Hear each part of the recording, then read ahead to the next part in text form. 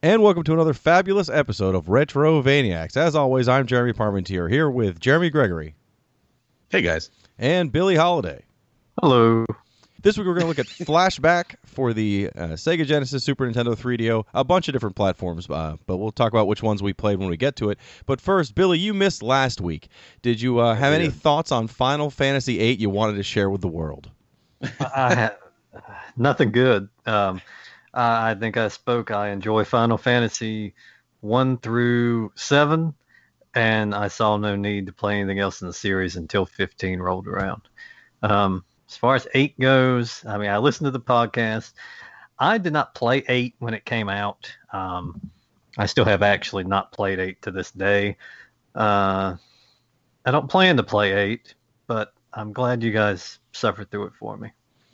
Well, I had to get out of my system. But I will say, unfortunately, after recording that, I definitely thought about playing it again, which has not helped me at all. I thought it would help me bury this skeleton, but no. Instead, I was like, maybe it's not as bad as I think it is. And I had to just buy something else to get busy with another game to not play that. So that's good.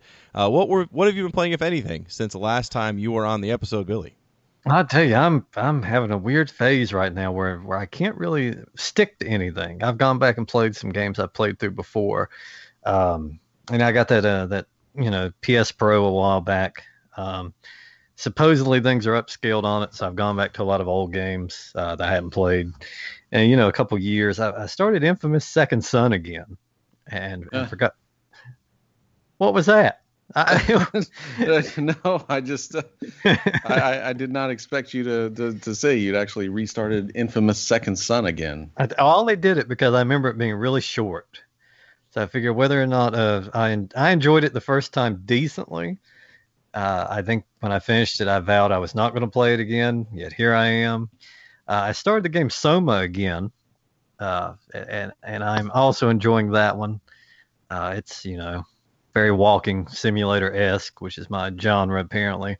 But I've got a shameful thing to admit. I've been doing a lot of gaming on my phone lately, and I am fucking hooked on damn Gardenscape.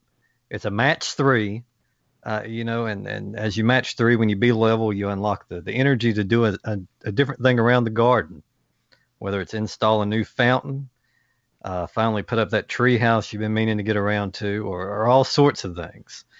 And I don't know what it is. Clearly, I might not be on next week, so I'll probably check myself in by then. Clearly something's going on. Something's wrong with me, clearly. I won't lie. I play a fair amount of iOS games just because it's better than actually working when I'm at work. But otherwise, I would not talk about them generally. So you could have actually just said, no, I haven't played much since last time, which would have been totally acceptable. That's why you're going to go through and edit this. I don't know. I've never edited this show before. Why start now? Jeremy, what about you? Since we talked about Final Fantasy VIII, what have you been up to? Splatoon actually came out on the Nintendo Switch, and since I didn't play that on the Wii U, I was looking forward to trying it out on the Switch, and it has been in regular rotation since it came out a few weeks ago. It's really different. If you're used to your standard Call of Duty shooters or Battlefield or something like that, it is a very refreshing take on that kind of genre, that competitive shooter genre. And I kind of feel bad that I just kind of brushed it off when it was on the Wii U, mostly because it was on the Wii U. and I didn't really want to buy any more games for it because like literally no one was playing anything on the Wii U. So I figured, and probably rightly so, I believe after the first few weeks of Splatoon being on the Wii U that it did not have a very large player base. You do not have that problem on the Switch so far. There are more than enough people playing this game. It's just super fun. It's a very, it's still competitive, but it's competitive in a way that it doesn't make me mad like something like Call of Duty does when I do badly, or something like Battlefield. And it moves at such a fast pace that I genuinely enjoy just sitting down and playing a few rounds of it, because the rounds themselves, I believe, are just like 2 minutes long. And it's a matter of, if you play the main gameplay mode of Turf Wars, which is just about the amount of paint that you can spread across the level, and whichever team has painted the most of the level at the end wins. It's not really about kills or anything like that. It's almost kind of relaxing in a way. It's still very hectic and fun, but it's just kind of it's just sort of fun to paint these levels, and occasionally somebody's in your way and you shoot them or you die or whatever, but you spawn so quick it doesn't really matter. It's not like you get like super amount of points for killing anybody. I don't even know if you get very many points at all for it, but it's all about just the amount of paint that you spread across the level, and how much is actually there at the end of the match. There's other game modes as well. I believe there's just straight up like team deathmatch and other things like that, but I don't really get into that because it doesn't seem like the game is very good at doing things like that. Whenever you go player against player, it very much feels not as accurate as what you would probably need that to be. It just kind of seems like it's a fun, shoot something or swing your weapon at the other person and hope for the best. But otherwise, I enjoy it mostly just for how much it is to run around the level and paint the bright colors on these simple but fun levels. And it's very much Nintendo all the way through. We could get into a whole thing about the playing with people or your friends and how hard that is, and just how unintuitive it all is. But I'm not going to get into it because it's a big old mess. But just taken as its own. Just as its own little game, and just how much fun it is, I can't recommend Splatoon enough. So does that make a total of 2 games on your Switch? Well, I've got Minecraft on there, and I have made possibly the worst Minecraft level of all time. But generally, yes, it is mainly just Zelda and Splatoon so far, and Mario Kart. I have Mario Kart. I played Mario Kart a lot on the Wii U, and I don't really count that as just a Switch game. I just count that as a continuation of the amount of fun that I had playing Mario Kart 8 on the Wii U onto the Switch, since it's essentially just the same game. Well, I unfortunately, after last week's episode where we talked about Final Fantasy VIII, I then was playing Final Fantasy XII because the remaster is still incredible. Having a great time with that. I can't explain why, but I've decided that my new goal is to play through all 3 games in the Final Fantasy XIII series again. And I've never finished 2. I never even tried 3. So I'm actually looking forward to 3, only because it's nothing like the other 2 really. But I'm now about 10 hours into Final Fantasy XIII again. And I still don't think it's a good game. It's not as bad as Final Fantasy VIII. I think it's just a game that, in order to make it so that it wasn't impossible, they've made it way too easy. I think that's really the problem. If the game was a little bit harder, then the system would be less pointless. But instead, for the first 30 hours, like we said before, it really is just press A the game. And so I'm doing a lot of that, but I'm trying to make it hard by really specializing things too early. I don't really know what I'm doing, but it doesn't matter. It's one more terrible idea in my pile of terrible gaming ideas. Thankfully, I was able to take a break from those ideas to cover the game we're going to talk about this week. Flashback, and in my case, on the Sega Genesis.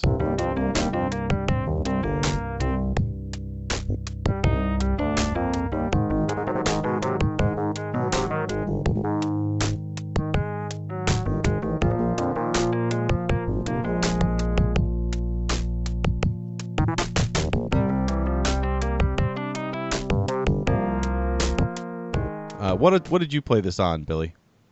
I played the Super Nintendo version this time around. It's the only version I have ever played. I was hoping to get around to the Genesis to kind of get a comparison, but I didn't make it to that one.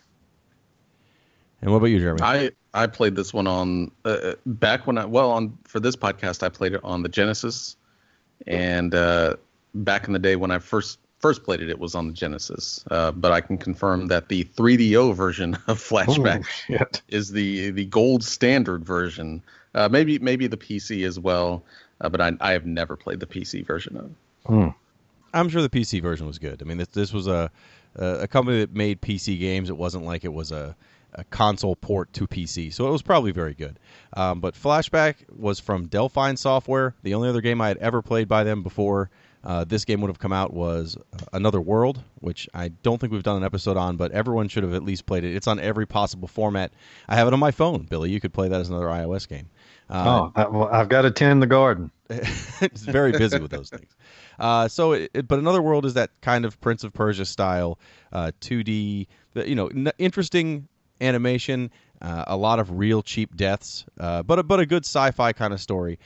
I had never played Flashback. I saw the box many, many times. I don't know why I didn't play it, because I like games in this style, but for some reason I never bothered trying it. Or if I did, there's a real good chance if I tried it, I played the first few screens and wasn't into it. And I kind of had the same thing happen this time, but you both had played this several times before this. So I guess, did you have this when it was brand new, or I just found it later on? I tried this one. I did not get into this one as a child, mainly because it reminded me too much of Prince of Persia, which I had just the movement, kind of the pace of it. Just Prince of Persia was a game I played through as a child, and something in my head snapped by the end of that. And I picked this one up, and as soon as I started getting those vibes from it, I rented this a few times, because I tried it once, and I thought to myself, maybe I didn't give it a good shot. I tried it again.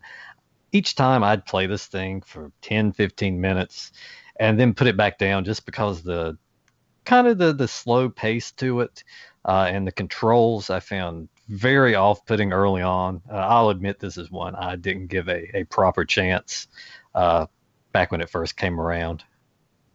For me, this was I'm actually kind of shocked, especially at Jeremy P, who has played several of these types of games and generally loves them. I know we did an entire podcast on Blackthorn, and in that podcast probably mentioned Out of This World or Another World more than we did Blackthorn.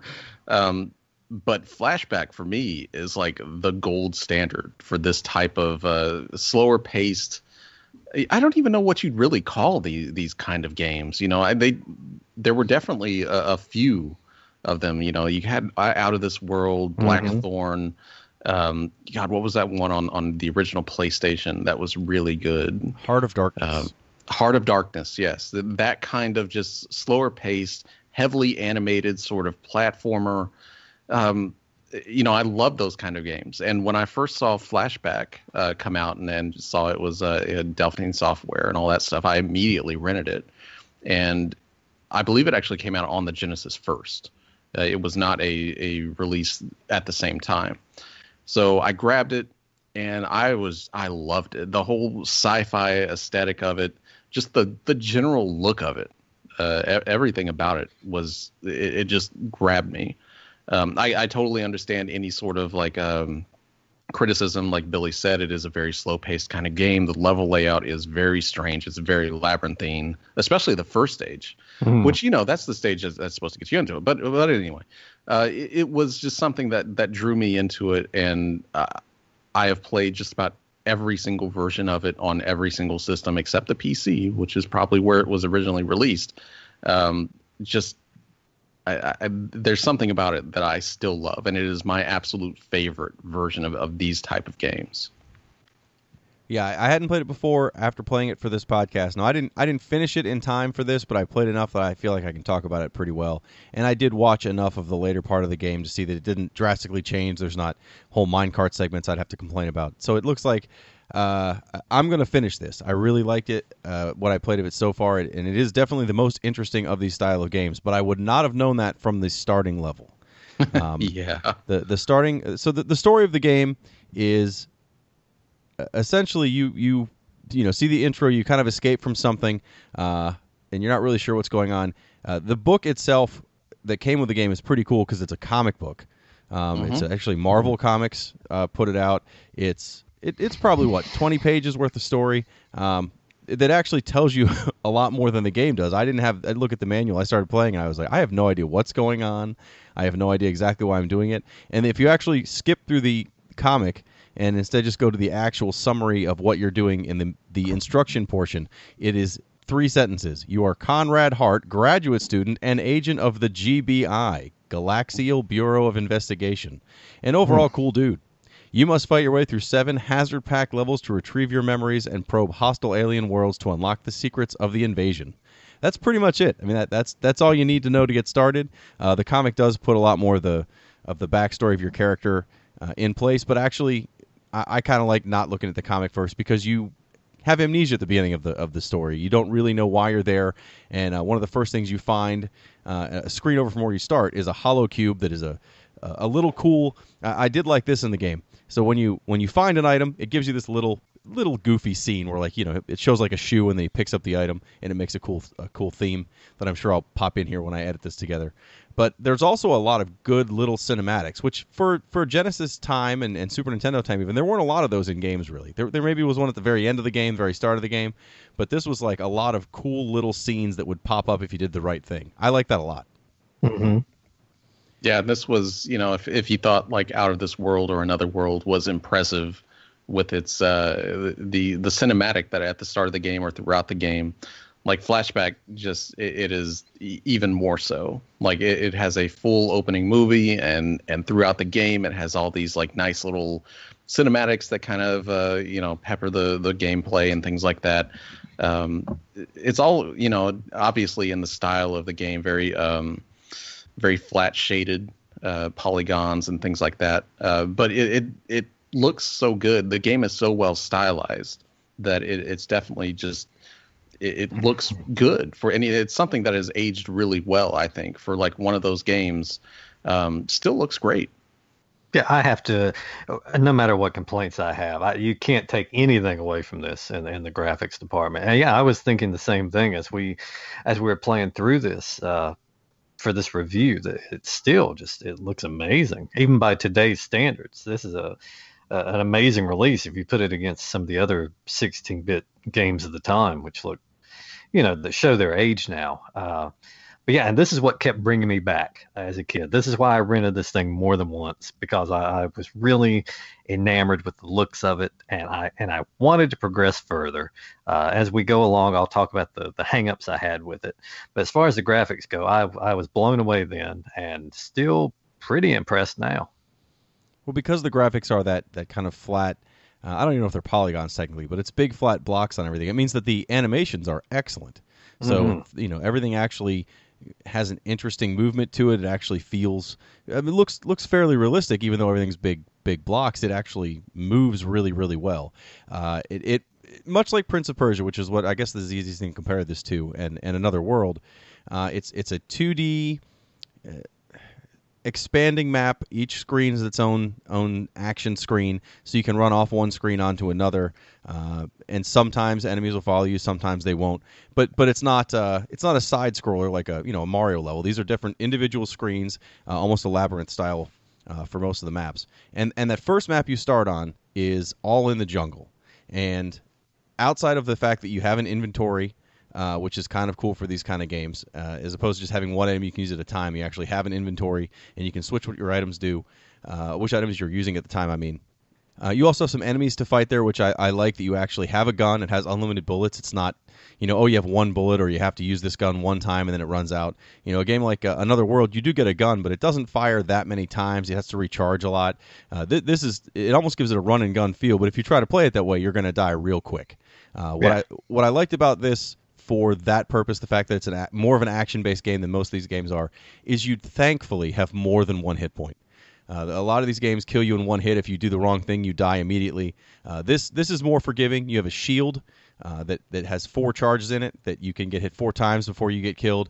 And there are different spots on the map where there are charging stations, and you can actually recharge your shield at those spots.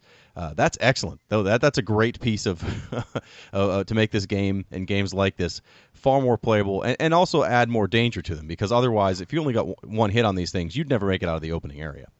Yeah, it's kind of weird that it really kind of does more of an action game kind of platformer feel to it.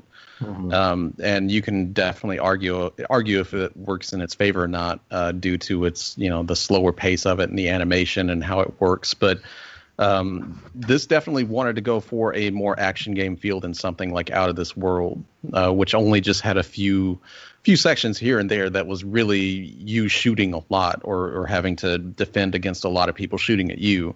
It kind of feels maybe more like a Blackthorn, with the amount of action that's in it. Maybe it's not as responsive or as fast as something like Blackthorn, but it is definitely, even though it's a slower pace, it definitely has a lot more action to it. Well, along with just walking, right and left, this is where I kind of ran into some issues with the first level. And I think if I would have tried to play this before, especially without a manual, I don't know if I ever would have gotten out of this first area. There's several reasons for that. The first being, there's 3 buttons on a Genesis controller. I assume that the other versions have the same number of action buttons. Perhaps the Super Nintendo actually uses more. I don't know. But the Genesis version, you have the C button, which lets you pull your gun out and then put you in your gun shooting stance, and it changes what the other buttons do. It also puts the gun away. The B button will use whatever item you have in your inventory selected. Okay, that makes sense. And then the A button kind of does everything else. You hold it down to run. You have to use it if you're going to use specific items in different places. If you want to use an elevator, you have to hold down that A button and push up or down, which I never, ever would have figured out. In fact, that's where I got stuck the first time. I got to a room where I could not figure out what to do with this elevator, and I thought there's got to be a key or something I don't have. I can't figure this out. And that's when I hunted down the manual. I was like, that's really the command? Hold down the A button and push up? This is going to be difficult. There's plenty of things that I never figured out, even with the manual. I had to go watch a few Let's Plays just to get out of the first area to realize, for example, if you hold down the A button and run to the right, and then you push up in the middle of, if you're at the exact right spot, he'll do this giant diagonal leap and grab onto, another wall. I couldn't figure that out. And then even if you know what you're supposed to do, the timing has to be exact. And if not, you just jump to your death or miss the thing you're going for in any event. So there's a lot of parts where I think I knew exactly what I needed to do, but then after failing at it 5 or 6 times, I thought, well, I'm clearly doing the wrong thing. And then to watch a Let's Play, which the guy does what you're doing but succeeds at it, very, very frustrating. I mean, in some ways it's relieving because you don't feel stupid, but you're still just like, why is it not working when I do this thing that I just watched someone else do right at this spot? Yeah. And the Super Nintendo actually, with all those buttons on there still, you're using 3 buttons for the whole time. Y is the button that draws the gun and does the majority of things on there. But yeah, just 3 buttons, even with all the ones on there. And the one move that plagued me was the roll when you have the gun out. I always did this at the worst possible time, and I always ended up off a fucking ledge. And if you do that, the recovery from that takes forever. The standing back up. And I kept doing that gun roll over and over again. and I swear I didn't mean to. I think the problem with that is I never once resorted to the manual for this, which I would highly recommend, because there are button combinations needed to pull off moves. And yeah, I could not get a lot of the movements on here down, and there were a lot of unnecessary deaths because of it. And to make matters worse in this game, when you continue, you start at the beginning of the section that you're in. There's 7 chapters, so if you die and have to continue, you start at the beginning of that chapter, at least through the first 2 chapters, which shows you how far I got. You definitely get to start back there. Now, if you're using this on an emulator, which obviously we can't say you should do, but I may have done so. I did do a lot of save states to get through some of this, because there are definitely things where it's like, oh, I didn't make this jump right and I need to, and now I'm dead completely, and I have to start over again from the beginning of this entire long section. And there were definitely some area hazards that I didn't understand, that the manual does spell out what to do, but I didn't get it. For example, in the jungle in one part, there are these, it looks almost like there's green, lava coming up from the floor. It doesn't actually come out, but it's just like underneath the ground. And Mm-hmm. I thought I had to jump over it. I thought, and you can jump over it, but really, if you just run, if you hold down the A button and run through it, you don't stay on it long enough for it to hurt you. But I couldn't figure that out. So there's a lot of times where I would like try to jump, and I would end up jumping off cliffs and jumping to the wrong place or missing the switch I was supposed to find. It definitely very, very frustrating. Without the book. I mean, for the first time in a long time, I'm saying find that manual and read it, because it actually gives you a lot of information that makes this a much easier game to get through. And that's, it's just kind of how it is. It very much follows the formula of trial and error formula of Out of This World. But it's a much longer game than Out of This World. The first area alone, if there's one area that can put you off to a game faster than the jungle area in Flashback, you probably you'd have to search pretty hard for a game to do that to you. And it really is a long area with multiple puzzles, multiple little side quests you have to do, multiple items you need to find to get through it. And even at the very end of that area, an item that you have to find, and if you're not paying attention, you wouldn't know to just jump down this bottomless pit to get to the next stage. It's just something that probably put a ton of people off to this game. 25 years it took me to get off this level. That's how off-putting this can be. Well, it is a huge level. I mean, when you actually know what you're doing and you've run through it a couple times, it doesn't seem that big. But when you're first exploring it, there's a lot of places that it just lets you go, and then you just you find a wall. I mean, like an in-game wall, not a physical wall a lot of the time, but it's like, oh, I need a key card to get through here, or I made it to this area I'm trying to get to, and I find a guy I can rescue. That's great. And then you go up to him and ask for his transporter, and you're like, where's the transporter or a teleporter? Where am I going to find that damn thing? So, yep, there's a lot of backtracking, a lot of exploring. Even knowing what I was supposed to do at certain points, still I had to go. Jeremy had mentioned the hole you jump into at the end of the first section. Well, you can't just jump into the hole, because if you just jump into the hole at the end of the first section, you die. You fall to your death. There's an old man sitting in a lawn chair at the next to this pit, and he basically says, "Hey, I'll sell you an anti-gravity belt for 500 credits." And the way I went through, I missed a huge section because I had 10 credits, and I thought, oh no. Am I going to have to go out and like kill everything and have it? Because the first 10 credits I found were just like, you jump up at one spot and there's a little ledge where there's 10 credits there. I'm like, oh no, I'm never going to get through this. Turns out it's actually not that bad. There's just one path I missed, but it's a fairly combat heavy path. And one that, again, without the manual, I didn't know this. But I didn't think you could climb down things, because you would hit down when you're on the ledge and you would just crouch down. So I thought you had to walk off of all the ledges and hope to grab onto something when you're there, or something similar. If you fall more than 2, there's kind of like 3 levels of height to each screen, for example. If you fall more than 1, if you fall down from like level 1 to level 3, you immediately die. It doesn't matter if you have a shield or not. It just kills you. Bam, you get to restart at the beginning of the area. So there was the section that I missed. I didn't realize if you hold down that A button and push down, then you'll climb down. And if you start climbing down, you can fall a little farther than if you walked off a side. So there was a whole area that every time I tried to go down there like 6 or 7 times and just kept dying. So I thought, okay, there must be another way to get here, and I'm not doing it right. But again, after I got to the end of the first level, where it should have been the end of the first level, and I didn't have enough credits, I had to go and figure out where I missed them. And so that was another place where I looked at something like, wait a minute, how is he climbing down? How am I doing this wrong? I can't figure out where I can't climb. I can't jump like this guy's jumping. I didn't realize you could run at first. I was like, I am not doing well. And again, it's because the one button, the A button, seems to do everything. It's the all-purpose button, and a lot of the times it seems pretty genius when you actually are getting it to work, but other times it's massive amounts of frustration.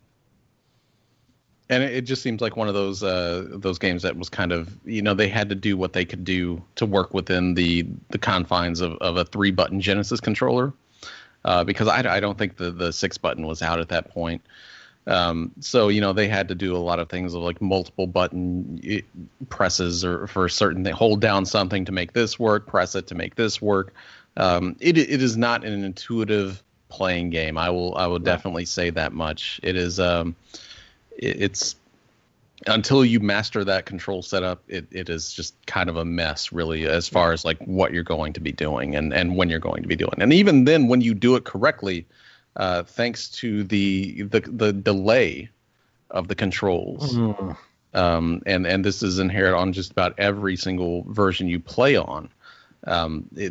Because the animation is so smooth. We've touched on this in previous podcasts where like games have very smooth animation.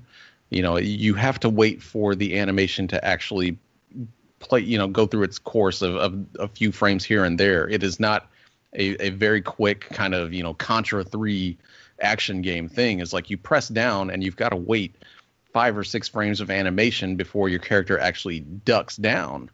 It is not an instant thing. So it makes it, even though it's trying to be an action game, and it just doesn't really work very well with the amount of button presses you have to do to make something work, and just the overall delay in the controls. Well, and even in the combat, if you jump down, let's say from one ledge to the next, try to shoot a guy, and you miss that first shot, or your animation's off and he hits you, the whole animation of you falling down, getting back up, you might put your gun away by accident, because the putting the gun away seems to be instant. I mean, in some ways that's great, but in other ways it's incredibly frustrating, because you'll hit the button to pull your gun out, and then you're like, oh, I don't know if I've started, so you hit the button again, and immediately the gun goes back away, and you have no weapon. Again, that could just be my inability to figure the game out, but that said, it was definitely frustrating. I do want to say, though, that even with the frustration of the controls and the fact that I didn't really even know how to do half things I was supposed to do because I didn't read the manual, the first level already kind of had me hooked, because it has the things I like in a game like this, which is mainly I like when there's key cards, and there's definitely like little puzzles to figure out constantly. I mean, it's a very complex first level for a game like this. It's not, oh yeah, you just need to go and get keys A, B, and C from these different areas and then take it back to this big door and they open. No, there's a bunch of puzzles. The whole thing, start to finish, is a fairly involved set of puzzles to get to the end of this first level. So I don't know if I would have gotten through this, especially at the time when it was new, because I probably would have rented it, gotten really frustrated, and thought, I'll rent something else that's more fun than this. But at the same time, there's that little bit in the back of my head that's like, no, I want to figure this out. I want to get to this. And I think the second area is where this game, for me at least, I was like, oh, I love this game.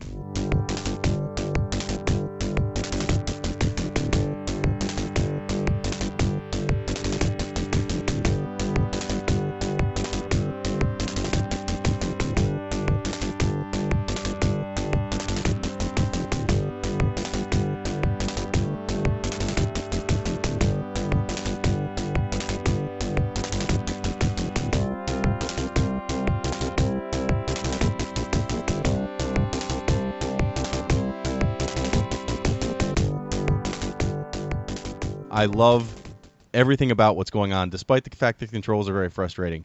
Once you escape that first area and you end up in what's the name of the city? New something or other. New Washington. New Washington, yes. That's right. It's a futuristic city. It's got a subway, like a tram system that lets you go between different areas. You have to find a way to earn money so that you can do these different things. And then it's not as much of an action game as much as it's just one giant puzzle game. And I love, the old Sierra point-and-click adventures, the Monkey Island games. So this section in the middle has those kind of puzzles, but it's still got that same. There's definitely some difficult platforming in parts of it. It's the same kind of game you played in the first part, but it has other people. You actually talk to a lot of people. It's definitely more involved for puzzles. I love the second area a lot.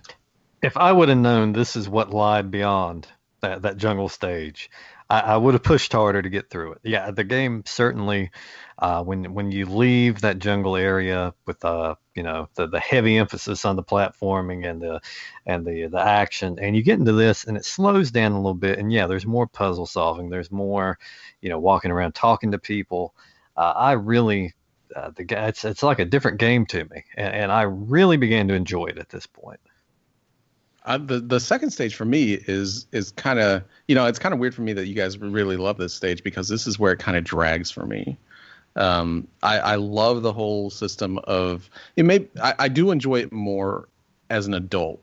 I did enjoy it more playing through it this time, but as a kid, at some point I just kind of wanted to move on, because this area is probably the longest in the entire game.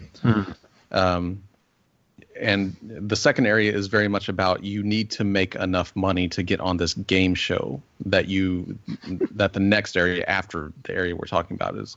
And to do that, you need to work odd jobs, and you have to go up to these terminals that give you various jobs.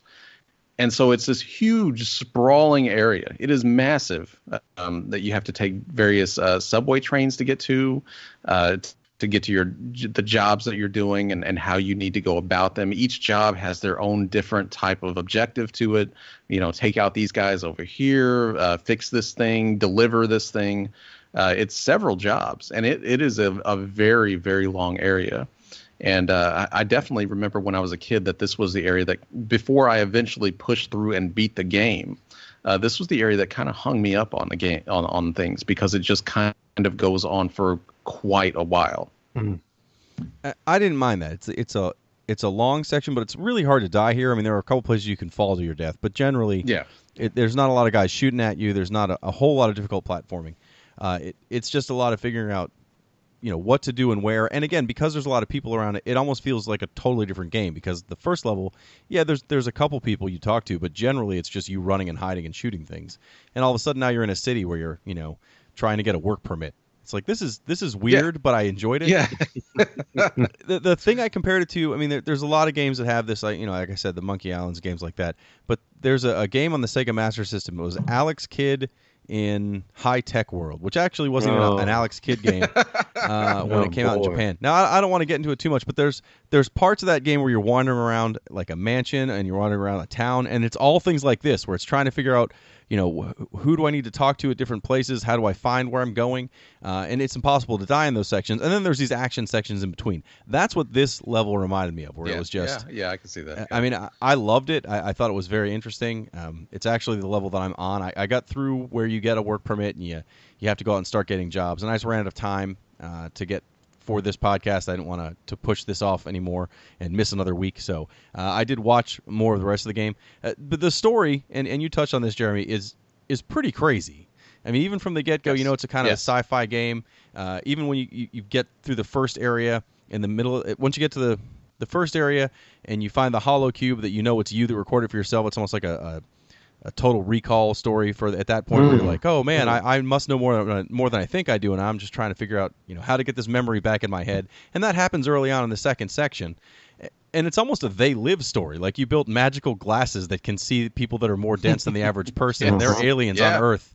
And so that they found out that and now they're chasing you around. And the only way to get back to Earth, I guess, is to win a game show where you get a ticket to Earth.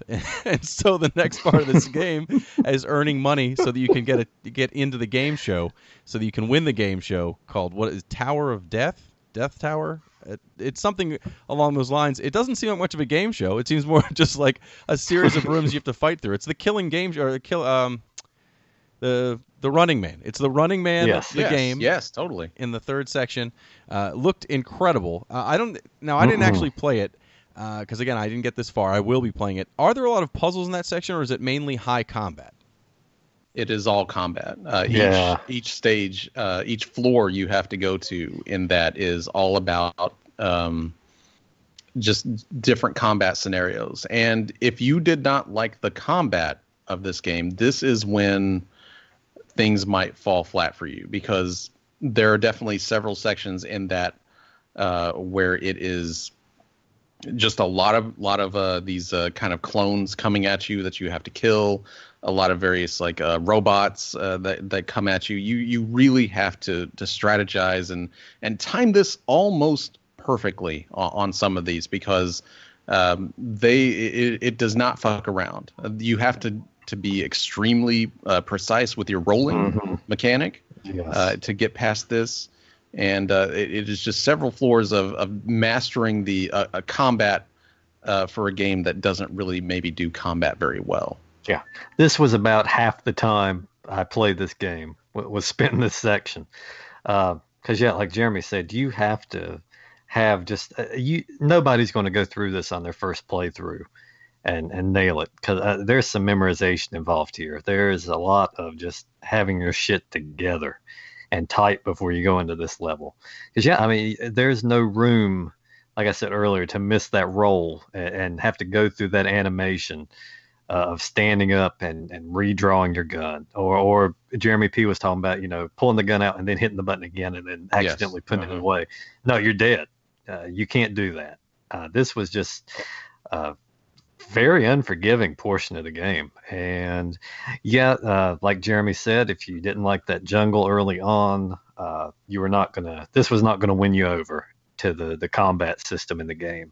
And yeah, and this is where I started to slow a little bit. This is where I thought that maybe I'm going to be watching YouTube for the rest of this game.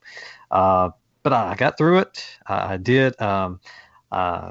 Without saying anything, if you were playing on an emulator and could use save states, it's probably a good idea to do it every few seconds. Every time you pull off a successful move, reward yourself by tapping that button and saving your progress, because it's tough. It is. And I will say, for anyone wanting any sort of pro tip to this game, to getting past the action stages, the roll is absolutely key to master. You are essentially almost invincible when you do your roll. So learning how to roll through enemies and pop up on the other side, draw your gun super quick, that is kind of the key to the whole combat to this game. Mm-hmm. You just kind of have to learn to game the game. And one tip, another pro tip from someone that's far from a pro, I saw this online. I was starting to get a little frustrated. To roll through the edge of the screen so that your roll is finishing on the other screen. Yes, you can get a shot off real fast, and usually save yourself a few frames worth of animation. And I had to utilize that, and that is pretty much what got me through this. Well, assuming you get through the game show and win your ticket to Earth, the next level takes you back to Earth. But the aliens are aware that you're back there, apparently, and so then you. I don't know what the story part is that attaches to this. Not how much that we want to get into. But essentially, you decide to go to the alien homeworld to blow it up. That is the last part of the game. The last two stages of the game are infiltrating the alien homeworld and essentially blowing it to pieces. Yes.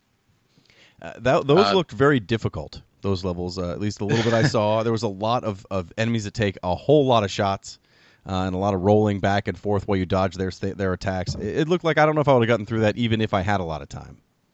So the level immediately after the game show is you getting back to Earth. And that one, it's not too bad. It's kind of neat. It's really neat. It's actually you infiltrating like a club.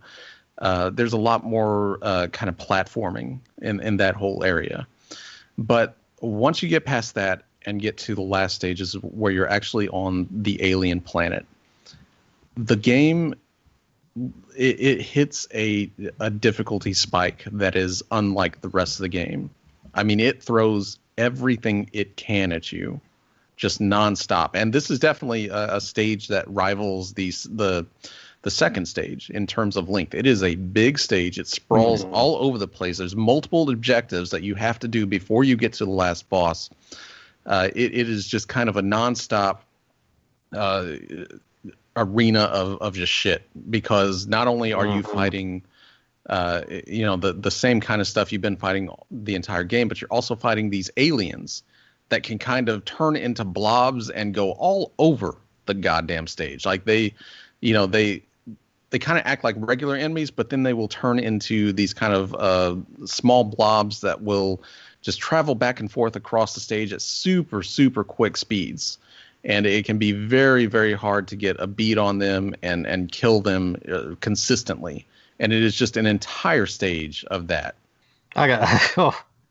Yeah, there was some cursing. There was I hadn't had to do this in a while, but there was frustration to the extent that I had to stand up while I played. That does not happen too often, but I was on my feet for a little bit of this one. And yeah, I mean, this just took, somehow I did not have as much trouble with this as I did the game show portion. But it's frustrating. It's very frustrating. At the same time, it's a really fucking nice looking level too. Yeah, and this one, definitely kind of it looks like an enemy planet. Mm-hmm. This is it is very alien looking, very kind of a brain kind of planet, Mm-hmm. and then you get to that last boss, and everything just ramps up infinitely. That last boss is the biggest piece of shit for one of these games. We've talked about before in these games for like bosses that don't really fit the end of the game because they are so much harder than what the rest of the game actually was. The boss at the end of Blackthorn being a good example. This one is up there because it's not as just out of place as that one, but you have to be so on your game to beat this thing. It's sending everything in the game it possibly can at you, and it's so hard.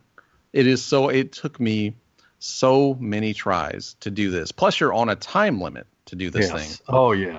And it's just, I mean, at some point you're just like, oh my God, I gotta stop playing this game. But eventually you get so good at this game's like just how to game the game and how to do the combat and all this stuff that you eventually just learn to do it. And I did beat it, and it was one of the most exciting final bosses as far as like beating it that I've actually ever played for a game.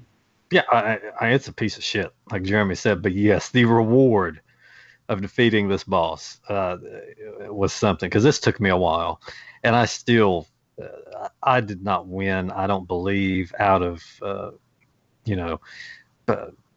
perfecting my craft on there or anything like that. I still feel like this is something I will never be able to do again. I pulled this off once, and that's it. I can, yeah. But man, the feeling of accomplishment when you finish that. I have not had that in a while. It's fucking Dark Souls level feeling of accomplishment when you finish this boss off. Well, thankfully, you are rewarded with one of the darkest endings. What a bleak ass ending! This sent me into a damn depression. It's not a bad ending as far as like it's not like it's like thanks for playing the end. No, but it's not a thank you screen, but it's a nice cinematic ending, but just it's not a happy ending. Well, it's an ending that screams there's another game coming. And I was not aware. I was not aware of the sequel until one of you guys brought it up yesterday, maybe. Yeah, they put out a direct sequel to this called Fade to Black on the original PlayStation. I never played it. I remember seeing it. It was actually fairly popular. It was one of the multiple disc games that came in the fatter case. So that's as much as I know about Fade to Black. But I believe Jeremy had played it a little bit. I actually beat Fade to Black. Flashback being one of my favorite games. That ending that you were talking about is very bleak. It is I'm putting myself essentially. You're putting yourself into cryo sleep, and you pretty much know you're just going to float along for years to come, perhaps the remainder of your life. It's the end to Alien, but yes, yeah, it is very much that kind of ending. But you will be happy to know that Fade to Black picks up. It is a direct sequel, and it picks up right when. He's been in cryosleep for several years, so it starts up that you have been found by a. God, it's been so long. I can't believe it. I can't remember if you were found by the aliens or if you were found by a friendly ship or whatever. But at some point, things go down, and you are essentially fighting the same aliens that you fought in the first game. But this is a very different game from the first one. This is very much a third-person adventure style game, more like Tomb Raider, than the 2D style of what you would think with Flashback. It's a really interesting game. It's not a good game. I did beat this game. I probably could not sit through it to this point if we played it again today, but it's a very interesting game. It is. I believe this came out before Tomb Raider, kind of maybe set the standard for that style of game. and it's still kind of just like an overly animated style game. It's trying to do a little bit too much. There's a lot of platforming in it. There's a lot of shooting. There's a lot of action. And it's still just as awkward as it was in the first game, but it's now done in a 3D space, and that makes it even more awkward. Yeah. Very much the same kind of step-to-step controls that you had to use in the first game, like as far as like measuring your distance from something, the stilted gunplay, everything about it is in the sequel, but it's done in an over-the-shoulder kind of 3D view. Conrad is back. You still play as Conrad, and it's a much more standard kind of sci-fi story this time around than it was in the first. I just did not enjoy it as much as the first. Obviously, I beat it. The last stage in that game is just the biggest fucking mess I have ever seen, as far as the last stage in a video game. You can go to YouTube and watch it. I'm not going to explain it. For anyone interested, go look up Final Stage, Fade to Black on YouTube. Have the aneurysm that I had when I was a kid trying to beat that game. Almost impossible. But as far as like a sequel to Flashback, it's neat. I will say that much. Beyond that, I would not recommend anyone ever play it. When there are no further sequels to this series, after Fade to Black, the only thing that Delphine really did after that was the Moto Racer series. And then they kind of disbanded or were discontinued or whatever. A whole lot of partially finished games, including a Game Boy Advance port of a Flashback and Shaq Fu 2. So there's a lot of stuff that was missing after Delphine went down. But this game specifically, Flashback specifically, I definitely enjoyed playing as far as I got through. I do want to finish it because I did enjoy everything I played. The controls really are an issue. I hate making fun of, not making fun of, I hate complaining about controls when I'm not playing it on the actual system. So there's a chance that if I hooked up a Genesis and had a cart, maybe this would be slightly less irritating, but it sounds like it's not. It sounds like it's always been this way.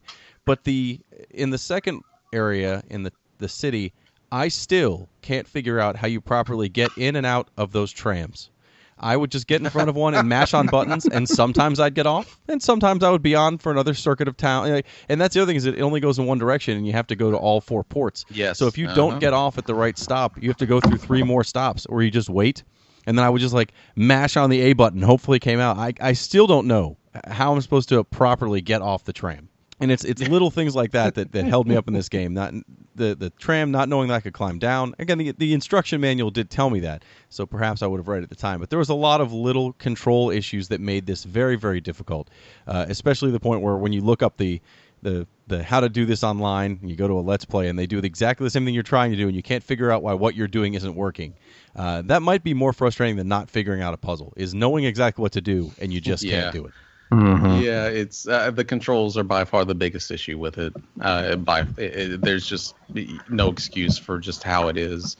You've really got to work your mind around what that game wants you to do, as far as like the buttons you need to press and how it works. And even then, it's not very clear on doing things, on how you need to do things. I do want to mention the different ports of the game. We talked about the Sega Genesis version. That's probably the best 16-bit console version of that you can actually play. The Super Nintendo version looks better, of course, but it does have a lot more slowdown than what the Genesis version has. And when you get into those combat situations, especially in the game show or whatever, it really, really it makes the game much more difficult than what it actually is on the Genesis. Now, brace yourselves, because the gold standard version of Flashback, as far as I'm concerned, is the 3DO version, for console anyway. I can't speak for PC because I never played the PC version. But I don't believe the 3DO version was ever released for anything besides the 3DO. Which not only adds an entirely new soundtrack, which is just absolutely gorgeous, but also all new CG cinematics, which it doesn't really fit the game as well as the 16-bit version and the PC versions do. They're much shinier. You know, they look like 90s CG cutscenes. But, you know, it was nice for back in the day. But that one is definitely, as far as I'm concerned, the best version of Flashback you can play for your money. Oh. And there was also a re-release on Xbox Live Arcade not too long ago, kind of a remake of the game that literally no one liked. It was just a terrible reimagining of the game, much more action centric. It didn't work. It was not a very good version of that game. So if you're wanting to play Flashback in its purest form, do not search out the more recent version that you can find on PC and Xbox and PlayStation, because it's just not a very good game. Well, also, and I don't know if you know this, but in Q4 of this year, which I think is actually technically the beginning of next year, the way video game schedules come out, it's coming out for the Switch as a remastered port. So, you know, you might have 3 games on your Switch coming up very soon. It's very exciting. I will play that again, definitely. But yeah, I definitely recommend this. If you like games like this, if you like Prince of Persia, especially if you like the Another World, the first game this company kind of pushed that was like this, I highly recommend this game. I'm definitely going to finish it up now that we're done talking about it.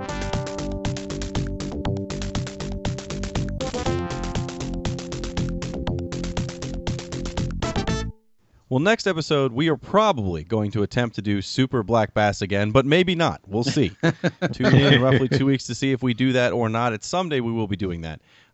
But, you know, since we talked about Flashback, this week's retro news item is the new Sega Flashback unit by AtGames that was supposed to be, well, I don't know if it's supposed to be, but all the articles were written about it. Everyone online was treating it like this was Sega's answer to the NES Classic. But I don't think that's the case, and now that it's out, I'm hearing a lot of grumblings that it's just not that good. Have either of you actually played with it at all? I have not, but there's enough reviews out there. Billy, did you manage to find one of these?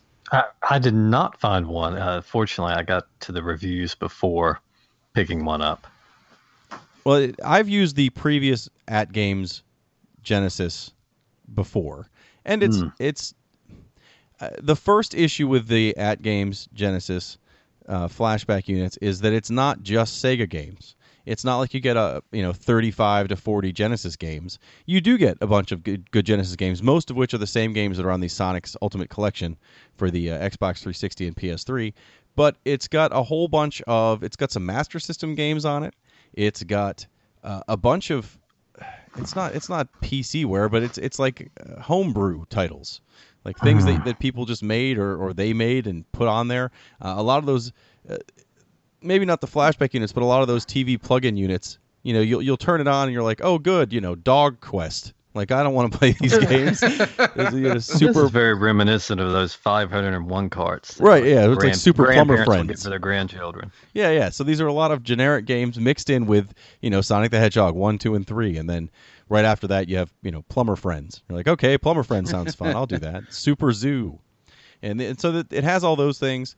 It does have a cartridge port on it, which is the only reason I thought that this might be worth getting, because that's what I want on all these flashback units. If you could plug in the original carts and have them work. You know, I have the Intellivision flashback and I have the ColecoVision flashback. Neither of them let you add your own carts, and that's a real shame. I mean, there's only like 125 or 127 Intellivision games total in existence, but I have a bunch that aren't on the flashback unit. And if I want to play Burger Time, for example, I can't play that unless I hook up my old Intellivision, which is a lot harder than it should be, because I'm not willing to go out and get it modded.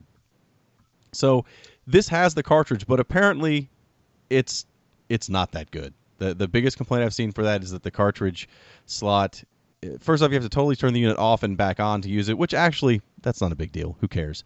But not all these games work, and it's software emulation. It's not like they have hardware in there that's going to run these carts. It's all software emulation, so it's kind of a crapshoot. Yeah, from what I've seen, like the biggest issue, besides all the crapware that's on the system, it's just not very good emulation. There's a lot of frame skipping, for games like Sonic 2 that really need that kind of extra speed. It just doesn't feel right. It just kind of feels like it's slow, like it's kind of skipping along.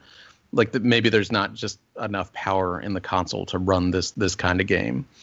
And that also extends to any cartridge that you put in there. And also it takes quite a while for these cartridges to actually load into the system, and you have to do this every single time. And then at that point, you're not only getting a slow cartridge load, but you're also getting bad emulation. You're getting bad sound. There's a lot of popping. I was watching some of the streams of people streaming this, and it just sounds and doesn't look good. And maybe I know there's this big thing right now of getting these kind of older consoles in a newer form, but this just doesn't seem like a good deal for what it is. It doesn't seem like it does the games that are on the system that's worth it justice. When you could easily go buy the Sonics collection or whatever the hell it is on 360 or PS3, that was just an amazing collection of old school Sega Genesis games, Master System games, arcade games. That was well worth your time. This just seems like it is a cheap attempt to harp on the NES Mini and all that stuff, and make some extra money off of that for people that maybe got burned on that side of the deal. This just it comes off as a very cheap console, and we're probably not going to get anything that's worth it until Sega actually makes their own mini Genesis or something like that. And I don't expect them to. I mean, I don't think they have any interest in doing that, especially like you said, that the collection that's on the 360 and the PS3 is great. And they can easily put that out again on the PS4 and the Xbox One and the Switch even, and add more games to it. I mean, there's no reason for them not to support the other major current consoles at this point. So I would be surprised if Sega puts out their own, Sega Classic by Sega. That would be great. I don't think it's going to happen. I guess the best thing you can say about this is that you can put in your own cartridges, make it work. You can plug in your own controllers and make it work, because the controllers that are apparently there is just garbage. It does have some value, but maybe not the entire value that it's at the asking price anyway. If you can maybe find it for like $20-$30, go for it. It might be a neat little toy. But otherwise, it just seems like maybe you should stay away from this one. Well, it'll give you something to find in stores when you can't find the Super NES Classic. That will be nowhere, that no one will ever find. That also doesn't have the game that we're going to talk about on the next episode, most likely. Super Black Bass for the Super Nintendo, not on the Super NES Classic. So that's a real shame, but we'll definitely be talking about it in a couple weeks. Until then, please check us out on retrovania.net. Recently we put up an amazing video Jeremy did on Contra 3 for the Super Nintendo. Definitely worth watching and checking out. In fact, I'm sure no one needs me to tell them that, because it already has more views than any of our podcasts.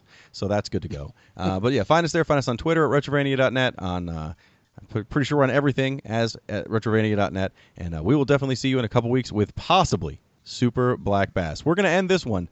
I normally don't tell you what the track is, but Jeremy requested this specifically. This is the main theme track from the 3DO release of Flashback. And it sounds amazing. I mean, you can definitely tell the difference between the CD and the cartridge, especially the Sega Genesis cartridge, which sounds like metal honking. So this is nice, and hopefully you enjoy this, and we'll see you in a couple weeks.